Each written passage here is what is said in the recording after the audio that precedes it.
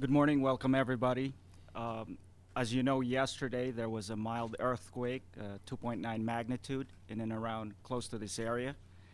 And the governor asked us to do a preliminary assessment of that. We did that since yesterday until today, and our preliminary findings is that everything is okay with this power plant. All the dam infrastructure, the Tanner gates that control water flows, and the powerhouse itself is okay. With that said, we briefed the governor this morning, and in an abundance of caution and to make sure that everything is 100% okay, the governor has asked us to do a comprehensive analysis and comprehensive assessment and evaluation of the civil and structural infrastructure of this plant, as well as we have 3 small hydropower plants along the Mohawk River system that we will also do and check. Thank you. Governor? Thank you. Thank you very much. First, I'd like to thank the entire team here at NYPA, New York Power Authority, for the great work they're doing. I'd like to thank Mr. Quinones for taking a personal interest in this matter. I'd also like to welcome Assemblyman Lopez here today, who sat in with us on the briefings. As Mr. Quinones said, there was a slight earthquake, if that's not an oxymoron, yesterday, 2.9.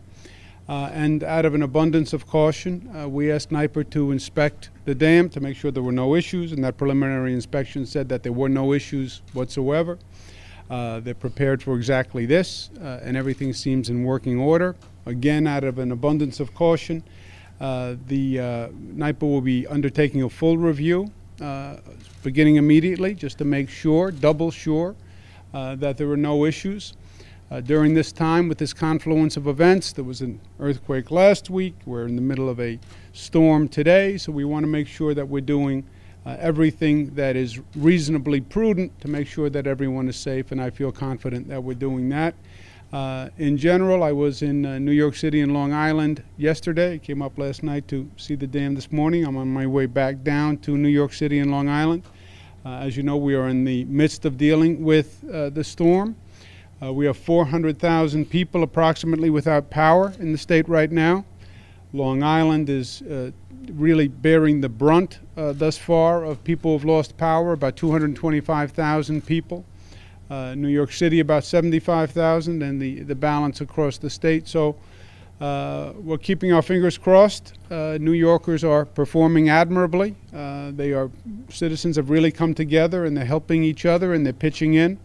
And they're acting intelligently. I've been saying for the past few days, New Yorkers are tough, and we like to think we're tough, and we can handle anything, but New Yorkers are also smart, and this is the time to be smart. Stay indoors. If you do not have to be outside, do not be outside. Do not go on the roads. Let people who have to do their job do their job. And we're smart enough to know that we don't mess with Mother Nature, and let the storm take its course, and then we'll get on with business. Any questions? Before talking about again, as you just started, can you talk to me about Gilboa again? Obviously, concerns over some damage here warranted a visit, a personal visit from you. Can you talk to me about what could have happened if there were something wrong? I have been, first of all over the state over these past few days. So don't take my presence here to be symbolic of any imminent danger whatsoever. There was a small earthquake yesterday.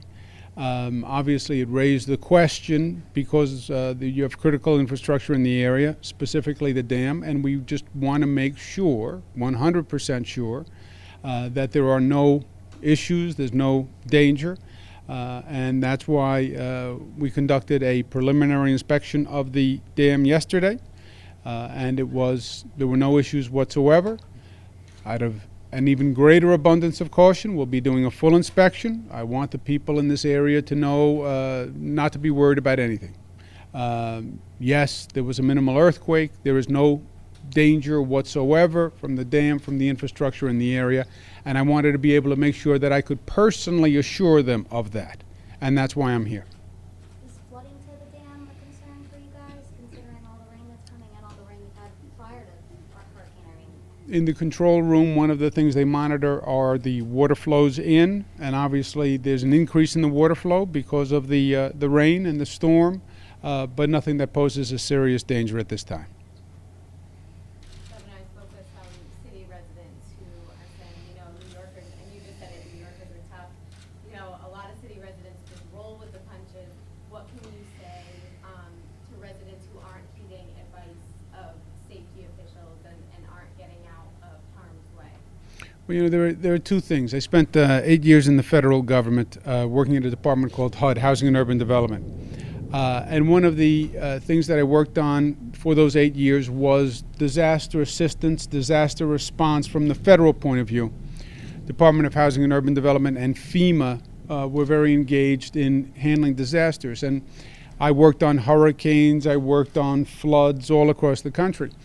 And the variable, looking back at those past 8 years of experience, there are basically two variables. Number one, did government do what it was supposed to do in terms of preparation before the fact, and did government coordinate? And the second variable is citizen cooperation. And did the citizens cooperate, and did the citizens heed the message? And I think in this case, both aspects have worked admirably well. Federal government has been a great partner to the state. We've been working with local governments all across the state, and we've been doing that with a high degree of efficiency, and I feel good about that. And New Yorkers are doing what they're supposed to do. They were prepared. They took the right precautions. For the most part, they're staying indoors and off the streets. So I feel good about both aspects. It's not over, and it's not over until it's over. And we're still saying, stay in your home, take the necessary precautions. We have to get through this, and we're not through it yet. So it's premature to say what the outcome is, but so far so good. One more for Steve. Our focus is down in New York City, Long Island. We're in upstate, and we're upstate today. People are upstate who are living in the burden store. Should they be talking about them and what they should be doing now? Yeah, well, you're right. A lot of the focus has been on New York City and Long Island, because if you look at the trajectory of the storm, New York City and Long Island, we're going to bear the brunt of it, are going to bear the brunt of it. Most of the people who have lost power are Long Island first, then New York City thus far. But this is a statewide crisis, and we're taking it seriously all across the state. By some reports, the Mid-Hudson will get the greatest amount of rainfall. So this is a statewide crisis. I'm obviously here today. I was in New York City and Long Island yesterday. I'm going back today, but I'm here today because we had an issue here. So people all across the state should stay tuned and should be acting in a prudent way today. Thanks, everyone. Thank you.